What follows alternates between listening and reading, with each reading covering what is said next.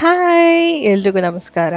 ಇವತ್ತು ಈ ವಿಡಿಯೋದಲ್ಲಿ ನಾನು ನನ್ನ ಬೆಸ್ಟಿ ರಿಸೆಪ್ಷನ್‌ಗೆ ಹೇಗೆ ರೆಡಿ ಆದೆ ಅಂತ ತೋರಿಸ್ತಾ ಇದ್ದೀನಿ. ಹಾಗೆ ಇದರಲ್ಲಿ ನಾನು ಒಂದಷ್ಟು ಮೇಕಪ್ ಇನ್ಫಾರ್ಮೇಷನ್ ಹಾಗೆ ಟಿಪ್ಸ್‌ನ ಶೇರ್ ಮಾಡಿದ್ದೀನಿ. ವಿಡಿಯೋನ ಪೂರ್ತಿ ನೋಡಿ. ನಾನು ನಿಮ್ಮ ಪ್ರೀತಿ. Welcome to Love's makeup Kannada. ನಾವು ಯಾವಾಗಲೂ ಮೇಕಪ್‌ನ ಒಂದು ಕ್ಲೀನ್ ಫೇಸ್ ಮೇಲೆ ಮಾಡ್ಕೋಬೇಕಾಗತ್ತೆ. ಅದಕ್ಕೆ ನಾನು ನನ್ನ ಫೇಸ್‌ನ ವೈಪ್ ಮಾಡ್ಕೊತಾ ಇದ್ದೀನಿ. ನೆಕ್ಸ್ಟು ನಾನಿಲ್ಲಿ ಡಾಬರ್ ರೋಸ್ ವಾಟರ್ನ ಆ್ಯಸ್ ಅ ಟೋನರ್ ಯೂಸ್ ಮಾಡಿ ನನ್ನ ಮಾಯ್ಶ್ಚರೈಸರ್ನ ಹಚ್ಕೊತಾ ಇದ್ದೀನಿ. ಇದು ಬಂದು ಪಾಂಡ್ಸ್ ಅವರ ಜೆಲ್ ಮಾಯ್ಶ್ಚರೈಸರ್. ಇದನ್ನು ನಾನು ನೀಟಾಗಿ ಅಪ್ಲೈ ಮಾಡಿಕೊಂಡು ಮಸಾಜ್ ಮಾಡ್ಕೊತೀನಿ. ಹಾಗೆ ಅಂಡರ್ ಐಸ್ನ ಕೂಡ ಮರಿಬಾರ್ದು. ಯಾವಾಗಲೂ ನಮ್ಮ ನೆಕ್ ಹಾಗೆ ಅಂಡರ್ ಐಸ್ಗೂ ಕೂಡ ಮಾಯ್ಶ್ಚರೈಸರ್ ಅಪ್ಲೈ ಮಾಡಬೇಕು. ನೆಕ್ಸ್ಟು ನಾನಿಲ್ಲಿ ಲ್ಯಾಕ್ಮಿ ಅವರ ಜೆಲ್ ಪ್ರೈಮರ್ನ ನನ್ನ ಬ್ಯಾಕ್ ಆಫ್ ದ ಹ್ಯಾಂಡಲ್ಲಿ ಸ್ವಲ್ಪ ವಾರ್ಮ್ ಮಾಡಿಕೊಂಡು ನನ್ನ ಆಲ್ ಓವರ್ ದ ಫೇಸ್ ಮೇಲೆ ನಾನು ಹಚ್ಕೊತಾ ಇದ್ದೀನಿ. ಇದು ಬಂದು ನಮ್ಮ ಪೋರ್ಸನ್ನು ಫಿಲ್ ಮಾಡುತ್ತೆ, ಹಾಗೆ ಮೇಕಪ್ನ ಲಾಂಗ್ ಲಾಸ್ಟಿಂಗ್ ಆಗೋದಕ್ಕೆ ಹೆಲ್ಪ್ ಮಾಡುತ್ತೆ. ಇಲ್ಲಿ ನಾನು ಸ್ವಿಸ್ ಬ್ಯೂಟಿ ಅವರ ಕರೆಕ್ಟರ್ನ ಯೂಸ್ ಮಾಡ್ತಾ ಇದ್ದೀನಿ. ಇದರಲ್ಲಿ ಒಂದು ಇನ್ಫಾರ್ಮೇಷನ್ ಏನಂತ ಹೇಳಿದ್ರೆ, ನಮ್ಮ ಡಾರ್ಕ್ ಸ್ಪಾಟ್ಸ್ ಎಷ್ಟು ಡಾರ್ಕ್ ಆಗಿದೆ ಅನ್ನೋದ್ರ ಮೇಲೆ ನಾವು ಆರೆಂಜ್ ಕರೆಕ್ಟರ್ ಹಚ್ಕೋಬೇಕಾ ಅಥವಾ ಒಂದು ಕನ್ಸೀಲರ್ ಹಚ್ಕೋಬೇಕಾ ಅಂತ ಡಿಸೈಡ್ ಮಾಡಬೇಕಾಗತ್ತೆ. ನನ್ನ ಸ್ಕಿನ್ ಟೋನ್ಗಿನ್ನ ನನ್ನ ಡಾರ್ಕ್ನೆಸ್ ಒಂದು 3 ಶೇಡ್ ಡಾರ್ಕ್ ಇರೋದ್ರಿಂದ ನಾನು ಆರೆಂಜ್ ಕರೆಕ್ಟರ್ನ ಯೂಸ್ ಮಾಡ್ತಾ ಇದ್ದೀನಿ. 1 or 2 ಶೇಡ್ ಡಾರ್ಕ್ ಇದ್ದರೆ ನಿಮ್ಮ ಒಂದು ಡಾರ್ಕ್ ಕಲರ್ ಕನ್ಸೀಲರೇ ಸಾಕಾಗತ್ತೆ. ನಂತರ ನಾನು ಮೆಬಿಲಿನ್ 24 hours ಸೂಪರ್ ಸ್ಟೇ ಫೌಂಡೇಶನ್ನ ಹಚ್ಕೊತಾ ಇದ್ದೀನಿ. ಇದನ್ನು ನಾನು all over the face dots ಆಗಿ ಹಚ್ಕೊಂಡು ನನ್ನ ಡ್ಯಾಮ್ ಬ್ಯೂಟಿ ಬ್ಲೆಂಡರಲ್ಲಿ ಬ್ಲೆಂಡ್ ಮಾಡ್ಕೊತೀನಿ. ಫೌಂಡೇಶನ್ ನಮ್ಮ ಸ್ಕಿನ್ ಟೋನ್ನ ಒಂದು ಈವನ್ ಟೋನ್ ಆಗಿ ಮಾಡೋದಕ್ಕೆ ಅಂತ ನಾವು ಯೂಸ್ ಮಾಡಬೇಕಾಗತ್ತೆ. ಹಾಗೆ ಇದರಿಂದ ನಮ್ಮ ಫೇಸ್ಗೆ ಒಂದು ಕವರೇಜ್ ಕೂಡ ಸಿಗತ್ತೆ ನಮ್ಮ ಡಾರ್ಕ್ ಪಿಗ್ಮೆಂಟೇಷನ್ಗಳಿಂದ. ನಾನು ಹೇಳ್ದಾಗೆ ನಿಮ್ಮ ಡಾರ್ಕ್ ಸ್ಪಾಟ್ಸ್ ತುಂಬ ಡಾರ್ಕ್ ಆಗಿಲ್ಲ ಅಂತ ಹೇಳಿದ್ರೆ ನಿಮಗೆ ಒಂದು 2 ಶೇಡ್ ಡಾರ್ಕರ್ ಕನ್ಸಿಲರೇ ನಿಮ್ಮ ಸಹಾಯಕ್ಕೆ ಬರುತ್ತೆ. ಅದು ಹಚ್ಕೊಂಡಾದ್ಮೇಲೆ ನಮಗೆ ಫೌಂಡೇಶನ್ನ ಅಗತ್ಯ ಅಷ್ಟೊಂದು ಬರೋದಿಲ್ಲ. ತುಂಬ ಲೈಟಾಗಿ ಹಚ್ಕೊಂಡ್ರೂ ಸಾಕಾಗತ್ತೆ. ನಾನು ಇಲ್ಲಿ ನನ್ನ ಸ್ಕಿನ್ ಟೋನ್ಗಿನ್ನ 2 ಶೇಡ್ ಡಾರ್ಕರ್ ಕನ್ಸೀಲರ್ನ ನನ್ನ ಅಂಡರ್ ಐ ಕವರ್ ಮಾಡೋದಕ್ಕೆ ಯೂಸ್ ಮಾಡ್ತಾ ಇದ್ದೀನಿ. ನನಗೆ ನನ್ನ ಅಂಡರ್ ಐಯಲ್ಲಿ ಡಾರ್ಕ್ನೆಸ್ ಅಷ್ಟೊಂದು ಇಲ್ಲದೆ ಇರೋದ್ರಿಂದ ನಾನು ಕನ್ಸೀಲರ್ನೇ ಯೂಸ್ ಮಾಡ್ತಾ ಇದ್ದೀನಿ. ಇಲ್ಲಿ ನಾನು ಮೆಬಿಲಿನ್ ಅವರ ಇನ್ಸ್ಟೆಂಟ್ ಏಜ್ ರಿವೈಂಡ್ ಕನ್ಸೀಲರ್ನ ಯೂಸ್ ಮಾಡ್ತಾ ಇದ್ದೀನಿ ಇನ್ ದ ಶೇಡ್ ಕ್ಯಾರಮಲ್. ನನ್ನ ಅಂಡರ್ ಐನ ಹೀಗೆ ಸ್ಟ್ರೆಚ್ ಮಾಡಿಕೊಂಡು ನಾನು ಬ್ಲೆಂಡ್ ಮಾಡ್ತಾ ಇದ್ದೀನಿ. ನಾನು ಒಂದು ಡ್ಯಾಮ್ ಬ್ಯೂಟಿ ಬ್ಲೆಂಡರಿಂದ ನೀಟಾಗಿ ಬ್ಲೆಂಡ್ ಮಾಡ್ಕೊತಾ ಇದ್ದೀನಿ. ಬ್ಲೆಂಡರಲ್ಲಿ ಆಲ್ರೆಡಿ ವಾಟರ್ ಪಾರ್ಟಿಕಲ್ಸ್ ಇರೋದ್ರಿಂದ ನಮ್ಮ ಪ್ರಾಡಕ್ಟ್ನ ಜಾಸ್ತಿ ಹೀರ್ಕೊಳ್ದೆ ಒಂದು ಒಳ್ಳೆ ಕವರೇಜ್ನ ಕೊಡುತ್ತೆ. ಈ ರೀಸನ್ನಿಂದನೇ ನಾವು ಡ್ರೈ ಸ್ಪಂಜ್ನ ಯಾವತ್ತೂ ಯೂಸ್ ಮಾಡಬಾರ್ದು. ಬಿಕಾಸ್ ಡ್ರೈ ಸ್ಪಂಜೇ ಎಲ್ಲ ಪ್ರಾಡಕ್ಟ್ನ ಹೀರ್ಕೊಂಡ್ಬಿಡತ್ತೆ. ಇವತ್ತು ನಾನು ನನ್ನ ಫೇಸ್ನ ಹೈಲೈಟ್ ಮಾಡಬೇಕು ಅಂತ ಅಂದ್ಕೊಂಡಿದ್ದೀನಿ. ಇಲ್ಲಿ ನಾನು ಮೆಬಿಲಿನ್ ಫಿಟ್ ಮಿ ಅವರ ಒಂದು ಕನ್ಸೀಲರ್ನ ಯೂಸ್ ಮಾಡ್ತಾ ಇದ್ದೀನಿ ಇನ್ ದ ಶೇಡ್ 25. ನಾವು ಹೈಲೈಟ್ ಮಾಡೋದಕ್ಕೆ ಯಾವಾಗಲೂ ನಮ್ಮ ಸ್ಕಿನ್ ಟೋನ್ಗಿನ್ನ ಒಂದು 2 ಶೇಡ್ಸ್ ಲೈಟರ್ ಕನ್ಸೀಲರ್ನ ತೊಗೊಬೇಕಾಗತ್ತೆ. ಇದನ್ನು ನಾನು ನನ್ನ ಅಂಡರ್ ಐಸ್, ನನ್ನ ಹಣೆ ಮೇಲೆ, ಸ್ವಲ್ಪ ನನ್ನ ಮೂಗ್ ಮೇಲೆ, ಹಾಗೆ ಚಿನ್, ನನ್ನ ಮೌತ್ ಅರೌಂಡ್ ಕೂಡ ಸ್ವಲ್ಪ ಹಚ್ಕೊಂಡು ಬ್ಲೆಂಡ್ ಮಾಡ್ತಾ ಇದ್ದೀನಿ. ಇದನ್ನು ಓವರ್ ಬ್ಲೆಂಡ್ ಕೂಡ ಮಾಡಬಾರ್ದು, ಯಾಕೆಂದರೆ ಆ ಬ್ರೈಟ್ನೆಸ್ ಹೊರಟೋಗುತ್ತೆ. ಈ ರೀತಿ ನಾವು ಕನ್ಸೀಲರ್ನ ಹಚ್ಚೋದ್ರಿಂದ ನಮ್ಮ ಫೇಸ್ ಬಂದು ಸ್ವಲ್ಪ ಹೈಲೈಟ್ ಆಗಿ ಹಾಗೆ ಬ್ರೈಟ್ ಆಗಿ ಕಾಣಿಸುತ್ತೆ. ಹಾಗೆ ಇಲ್ಲಿ ನಾವು ಪ್ರಾಡಕ್ಟ್ನ ಎಲ್ಲಿ ಹಚ್ಚಿರ್ತೀವಿ ಅಲ್ಲಿ ಮಾತ್ರ ಬ್ಲೆಂಡ್ ಮಾಡಬೇಕಾಗತ್ತೆ, ಬೇರೆ ರೀಜನ್ಗೆ ಡ್ರ್ಯಾಗ್ ಮಾಡಬಾರ್ದು. ನಾನು ಇಲ್ಲಿ ಮೆಬಿಲಿನ್ ಫಿಟ್ ಮಿ ಅವರ ಕಾಂಪ್ಯಾಕ್ಟ್ನ ಯೂಸ್ ಮಾಡ್ತಾ ಇದ್ದೀನಿ in the shade sun beige. ನಾವು ಯಾವತ್ತು ಫೌಂಡೇಶನ್ ಶೇಡ್ ಯಾವ್ದು ತೊಗೊಂಡಿರ್ತೀವೋ ಅದೇ ಶೇಡಲ್ಲಿ ಪೌಡರ್ನ ಸೆಲೆಕ್ಟ್ ಮಾಡಬೇಕಾಗತ್ತೆ ನಮ್ಮ ಸ್ಕಿನ್ ಟೋನ್ ಪ್ರಕಾರ. ನಾವು ನಮ್ಮ ಫೌಂಡೇಶನ್ ಶೇಡ್ನ ಕರೆಕ್ಟಾಗಿ ಚೂಸ್ ಮಾಡಿದ್ರೂ ಪೌಡರ್ ಲೈಟ್ ಆಗೋದ್ರೆ ನಮ್ಮ ಮೇಕಪ್ ಬಂದು ಗ್ರೇ ಆಗೋ ಚಾನ್ಸಸ್ ಇರುತ್ತೆ, ಅದು ಚೆನ್ನಾಗಿ ಕಾಣಿಸೋದಿಲ್ಲ. ಹಾಗೆ ನಾನಿಲ್ಲಿ ನನ್ನ ಅಂಡರ್ ಐಸ್ನ ಪೌಡರಲ್ಲಿ ಸೆಟ್ ಮಾಡ್ತಾ ಇದ್ದೀನಿ ಸೊ ದಟ್ ಯಾವುದೇ ಕ್ರೀಸ್ ಬರದಿರೋ ಹಾಗೆ. ನೆಕ್ಸ್ಟು ನಾನೊಂದು ಪೌಡರ್ ಬ್ರಷ್ ತೊಗೊಂಡು ನನ್ನ ಫೇಸ್ನ ಪೌಡರಲ್ಲಿ ಸೆಟ್ ಮಾಡ್ಕೊತೀನಿ. ಕೆಲವರು ಫೌಂಡೇಶನ್ನ ಹಚ್ಕೊತಾರೆ, ಬಟ್ ಅವರು ಪೌಡರಿಂದ ಸೆಟ್ ಮಾಡೋದಿಲ್ಲ, ಅದು ಒಂದು ಡ್ಯೂವಿನೆಸ್ ಕೊಡುತ್ತೆ ಅನ್ನೋ ಕಾರಣದಿಂದ.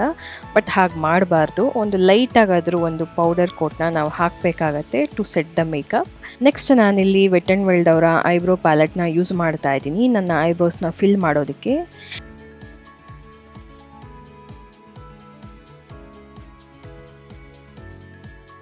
ಸೊ ಯಾವಾಗಲೂ ಐಬ್ರೋ ಫಿಲ್ಲಿಂಗ್ನ ನಾವು ನಮ್ಮ ಐಬ್ರೋ ಸೆಂಟರಿಂದ ಶುರು ಮಾಡಬೇಕಾಗತ್ತೆ. ಅಲ್ಲಿ ಐಬ್ರೋ ಫಿಲ್ಲಿಂಗ್ ಸ್ವಲ್ಪ ಜಾಸ್ತಿ ನೀಡಿರುತ್ತೆ.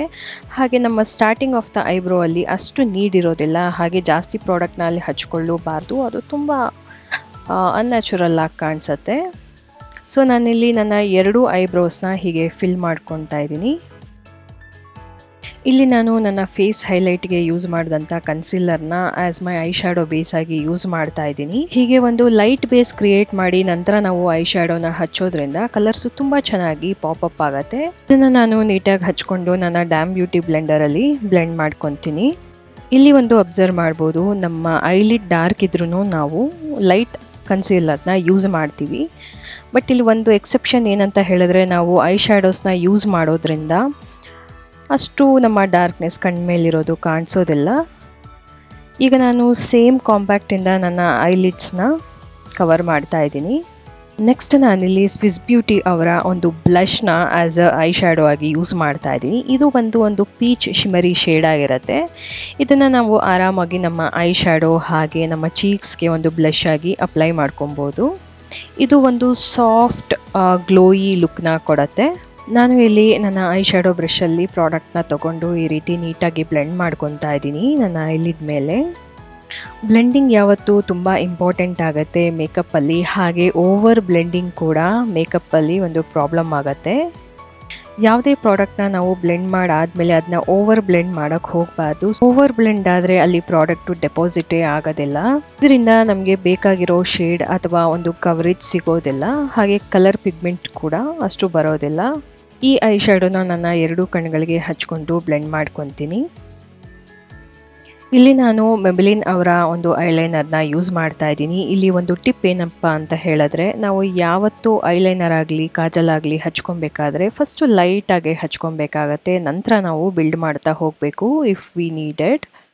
ಫಸ್ಟೇ ನಾವು ಪ್ರಾಡಕ್ಟ್ನ ಜಾಸ್ತಿ ತೊಗೊಂಡ್ಬಿಟ್ರೆ ಅದನ್ನ ಕಡಿಮೆ ಮಾಡೋದು ತುಂಬ ಕಷ್ಟ ಆಗುತ್ತೆ. ಫಾರ್ ಎಕ್ಸಾಂಪಲ್, ನಾವು ಒಂದು ತಿನ್ನಾಗಿ ಲೈನ್ ಎಳಿಬೇಕು ಅಂತ ಇದ್ದು ಅದು ತುಂಬ ಬೋಲ್ಡಾಗಿ ಹೋದರೆ ಅದನ್ನ ರಬ್ ಮಾಡೋದು ತುಂಬ ಕಷ್ಟ ಆಗುತ್ತೆ, ತೆಗೆಯೋದು ಕಷ್ಟ ಆಗುತ್ತೆ.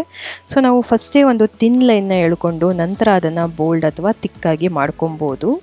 ನಾನಿಲ್ಲಿ ನನ್ನ ಇನ್ನೊಂದು ಐಗೆ ಕೂಡ ನನ್ನ ಲೈನರ್ನ ಹಚ್ಕೊತಾ ಇದ್ದೀನಿ. ನಾವು ಆದಷ್ಟು ಮೇಕಪ್ಪಲ್ಲಿ ನಮ್ಮ 2 ಐಸ್ಗೆ ಲೈನರ್ ಆಗಿರಲಿ ಅಥವಾ ಐ ಶ್ಯಾಡೋ ಆಗಿರಲಿ ಸಿಮಿಲರ್ ಆಗಿರಬೇಕು, ಅಂದರೆ ಸಿಮೆಟ್ರಿಕ್ ಆಗಿರೋದಕ್ಕೆ ಟ್ರೈ ಮಾಡಬೇಕು. ಈಗ ನಾನು ಮಮಾ ಅರ್ತ್ ಅವರ ಕಾಜಲ್ನ ಹಚ್ತಾ ಇದ್ದೀನಿ. ಕಾಜಲ್ನ ಹಚ್ಚೋದ್ರಿಂದ ನಮ್ಮ ಕಣ್ಗಳು ಸ್ವಲ್ಪ ಬಿಗ್ಗರಾಗಿ ಕಾಣಿಸುತ್ತೆ, ಹಾಗೆ ಬೋಲ್ಡ್ ಆ್ಯಂಡ್ ಇಂಟೆನ್ಸ್ ಆಗಿ ಕೂಡ ಕಾಣಿಸುತ್ತೆ. ಇದನ್ನು ನನ್ನ ವಾಟರ್ ಲೈನ್ಗೆ ನೀಟಾಗಿ ಹಚ್ಕೊತಾ ಇದ್ದೀನಿ. ನಾನು ಇಲ್ಲಿ ಸ್ವಲ್ಪ ಬೋಲ್ಡ್ ಐಸ್ನೇ ಪ್ರಿಫರ್ ಮಾಡಿದ್ದೀನಿ. ಈಗ ನಾನು ಮೆಬೆಲಿನ್ ಅವರ ವಾಟರ್ ಪ್ರೂಫ್ ಮಸ್ಕಾರಾನ ಅಪ್ಲೈ ಮಾಡ್ಕೊತಾ ಇದ್ದೀನಿ ಈ ರೀತಿ. ಇದನ್ನು ನನ್ನ ಹೈಯರ್ ಲ್ಯಾಶಸ್ ಹಾಗೆ ಲೋವರ್ ಲ್ಯಾಶಸ್ಗೆ ಅಪ್ಲೈ ಮಾಡ್ಕೊತೀನಿ. ಕಾಂಟೋರಿಂಗ್ಗೆ ನಾನಿಲ್ಲಿ ಸ್ವಿಸ್ ಬ್ಯೂಟಿ ಅವರ ಕಾಂಟೋರ್ ಪ್ಯಾಲೆಟ್ನ ಯೂಸ್ ಮಾಡ್ತಾ ಇದ್ದೀನಿ. ಇದನ್ನು ಒಂದು ಕಾಂಟೋರ್ ಬ್ರಷ್ ಸಹಾಯದಿಂದ ನಾನು ಕಾಂಟೋರ್ ಮಾಡ್ಕೊತೀನಿ. ಫೌಂಡೇಶನ್ ನಂತರ ನಮ್ಮ ಫೇಸಲ್ಲಿ ಯಾವುದೇ ರೀತಿ ಒಂದು ಸ್ಟ್ರಕ್ಚರ್ ಇರೋದಿಲ್ಲ. ಸೊ ಆ ಸ್ಟ್ರಕ್ಚರ್ನ ವಾಪಸ್ ತರೋದಕ್ಕೆ ಹಾಗೆ ಒಂದು ಶ್ಯಾಡೋನ ಫೇಸ್ ಮೇಲೆ ಕ್ರಿಯೇಟ್ ಮಾಡೋದಕ್ಕೆ ನಾವು ಕಾಂಟೋರ್ ಮಾಡಬೇಕಾಗತ್ತೆ.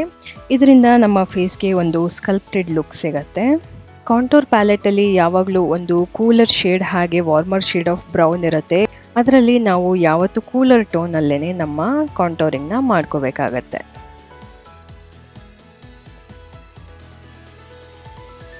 ಹಾಗೆ ನಾನಿಲ್ಲಿ ನನ್ನ ನೋಸ್ನ ಕೂಡ ಕಾಂಟೋರ್ ಮಾಡ್ತಾ ಇದ್ದೀನಿ. ನೀವು ಬ್ರಷಲ್ಲಿ ಕೂಡ ಮಾಡ್ಕೊಬೋದು ಅಥವಾ ಈ ರೀತಿ ಫಿಂಗರ್ ಟಿಪ್ನಲ್ಲಿ ಕೂಡ ಕಾಂಟೋರಿಂಗ್ ಮಾಡ್ಕೊಬೋದು.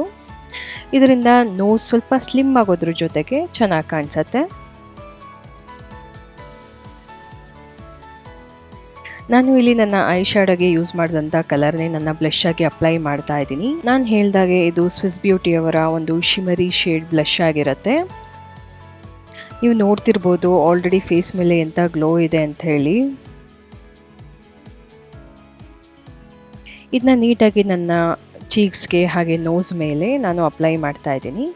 ಈಗ ನಾನು ಮೇಕಪ್ ರೆವಲ್ಯೂಷನ್ ಅವರ ಒಂದು ಸೆಟ್ಟಿಂಗ್ ಸ್ಪ್ರೇನ ಯೂಸ್ ಮಾಡ್ತಾ ಇದ್ದೀನಿ to set my makeup. Next ನಾನಿಲ್ಲಿ Maybelline super stay matte ink liquid ಲಿಪ್ಸ್ಟಿಕ್ನ ಯೂಸ್ ಮಾಡ್ತಾ ಇದ್ದೀನಿ ಇನ್ ದ ಶೇಡ್ 120. ನನಗೆ ಲಿಕ್ವಿಡ್ ಲಿಪ್ಸ್ಟಿಕ್ ಹಚ್ಕೊಂಡು ಅಭ್ಯಾಸ ಇರೋದ್ರಿಂದ ಯಾವುದೇ ಒಂದು ಲಿಪ್ ಲೈನರ್ನ ಯೂಸ್ ಮಾಡ್ತಾ ಇಲ್ಲ. ನಿಮಗೆ ಹಚ್ಕೊಳ್ಳೋದಕ್ಕೆ ಕಷ್ಟ ಆದರೆ ಫಸ್ಟು ಲಿಪ್ನ ಲೈನ್ ಮಾಡಿಕೊಂಡು ನಂತರ ನೀವು ಲಿಕ್ವಿಡ್ ಲಿಪ್ಸ್ಟಿಕ್ನ ಅಪ್ಲೈ ಮಾಡ್ಬೋದು.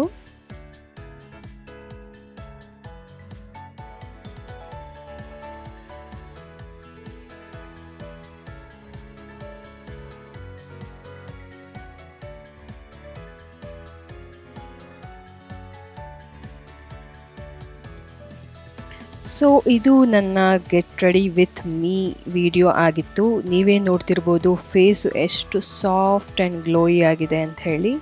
ಇದನ್ನು ನಾನು ನನ್ನ ಬೆಸ್ಟಿ ರಿಸೆಪ್ಷನ್ಗೆ ಕ್ರಿಯೇಟ್ ಮಾಡಿದ್ದೆ, ಅದನ್ನು ನಿಮಗೋಸ್ಕರ ರೀಕ್ರಿಯೇಟ್ ಮಾಡಿದೆ. ನಾನು ಕೊಟ್ಟಂಥ ಕೆಲವು ಮೇಕಪ್ ಇನ್ಫಾರ್ಮೇಷನ್ ಹಾಗೆ ಟಿಪ್ಸ್ನ ಫಾಲೋ ಮಾಡೋದ್ರಿಂದ ನಿಮ್ಮ ಮೇಕಪ್ ತುಂಬ ನ್ಯಾಚುರಲ್ ಆಗಿ ಕಾಣಿಸುತ್ತೆ, ಹಾಗೆ ಮೇಡಪ್ ಥರ ಕಾಣಿಸೋದಿಲ್ಲ.